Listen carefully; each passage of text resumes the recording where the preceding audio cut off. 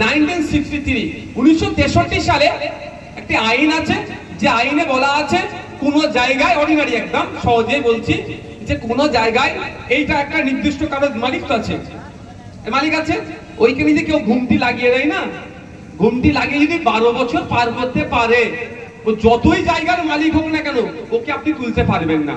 এটা Indian limitation act 1963 আইন অনুযায়ী, ঠিক আছে? ওটা হলো কি হলো, জায়গার না মালিক হলো, সত্তার মালিক হয়ে গেল। কিন্তু আজ পর্যন্ত এই আমাদের এই ওয়াকফ সংশোধনী আইনের আগে পর্যন্ত ভারতবর্ষের শিখেদের, জৈনদের, খ্রিস্টানদের, পার্সিদের, বৌদ্ধদের, মুসলমানদের, হিন্দুদের, ভারতবর্ষের যে কোনো ধর্মের মানুষের ধর্মীয় যে সম্পত্তি, দেবত্ব সম্পত্তি হোক, গুরুদ্বারার সম্পত্তি হোক, গির্জার সম্পত্তি হোক, মাদ্রাসার সম্পত্তি হোক, মসজিদের সম্পত্তি হোক, কবরস্থানের সম্পত্তি হোক, যে কোনো ধরনের ধর্মীয় সম্পত্তির আইনের জন্য বলা ছিল যে লিমিটেশন অ্যাক্ট প্রযোজ্য নয়। অর্থাৎ 12 বছর কেন, 22 বছর কেন, যদি 2200 বছর ধরে ওয়াকফের সম্পত্তি, দেবত্ব সম্পত্তি, চার্চের সম্পত্তির উপরে বসবাস করলেও সে এই জায়গার ক্লেম করতে পারবে না। এই আইনটা এতদিন ছিল। মোদি এসে ওয়াকফের সম্পত্তির উপরে কেউ যদি বলে আমি 12 বছর ধরে আছি, তাহলে সেই জায়গার সে ক্লেম করতে পারলো। তাহলে জায়গাকে অশান্তির দিকে কে ঠেলে দিল বলুন? অর্জুন সিং এর, বর্তমান অর্জুন সিং যে দলে আছে সেই দলের গুরু। বর্তমান কেন বলছি বুঝতে পারছেন না? ও যদি কালকে আবার তৃণমূলের ঝান্ডা ধরে, আপনার আমডাঙ্গার কিছু ছেঁচড়া নেতা আছে, কিছু অসভ্য বড়বড় নেতা আছে, দাদা দাদা করে তার সাথে ঘুরবে আবার, আছে না কি? না ভুল বলছি নাকি?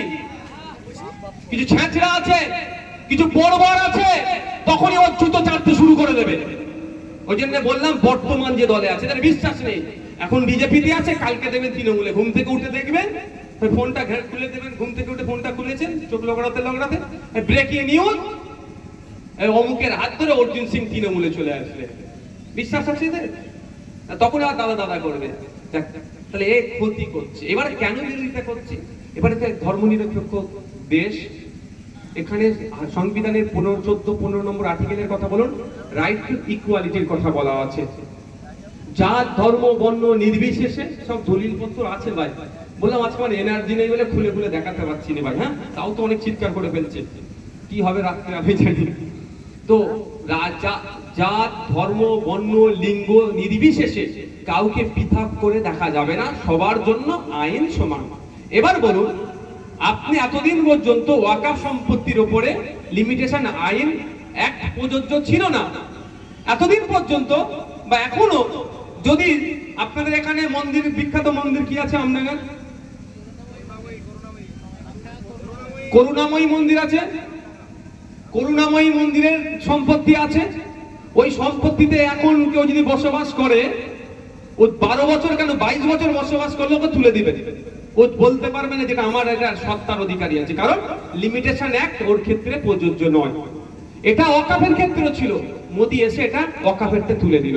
তাহলে আমি প্রশ্ন করব, ধর্মনিরপেক্ষ ভারতবর্ষ, ভারতবর্ষের জাতি, ধর্ম, বর্ণ নির্বিশেষে কাউকে পৃথক করে দেখা না দেখার কথা সংবিধানের 14-15 নম্বর আর্টিকেলে দেখলে পাওয়া যাবে। তাহলে সেই আর্টিকেল অনুযায়ী মুসলিমদের উপরে, মুসলিম ধর্মীয় সম্প্রদায়ের উপরে আঘাত দেওয়া হচ্ছে। এর প্রতিবাদ আমরা করছি। আমরা কেন প্রতিবাদ করছি আপনি অবাক হয়ে যাবেন। মোদি আবার নতুন আইন নিয়ে এসেছে, 5 বছর ধরে প্র্যাকটিসিং ইসলামের মধ্যে থাকতে হবে। প্র্যাকটিসিং ইসলামের মধ্যে থাকতে হবে মানে বুঝতে পারছেন? সংজ্ঞা কিন্তু দিয়ে দেয়নি। What is the definition of practicing Islam? হ্যাঁ, প্র্যাকটিসিং ইসলাম মানে বুঝতে পারছেন?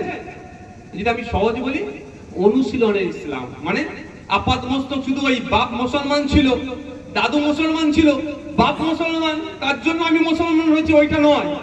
5 ওয়াক্ত নামাজ পড়তে হবে, 1 মাস রোজা রাখতে হবে, হক হালাল বেঁচে চলতে হবে, ফাও কথা বলা যাবে না, কোনো অইসলামিক কাজ করা যাবে না, এক কথায়।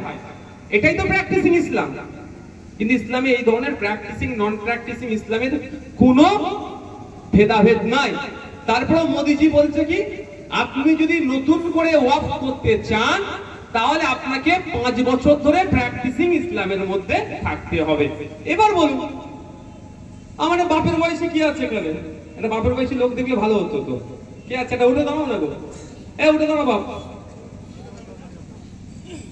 ওই বাপের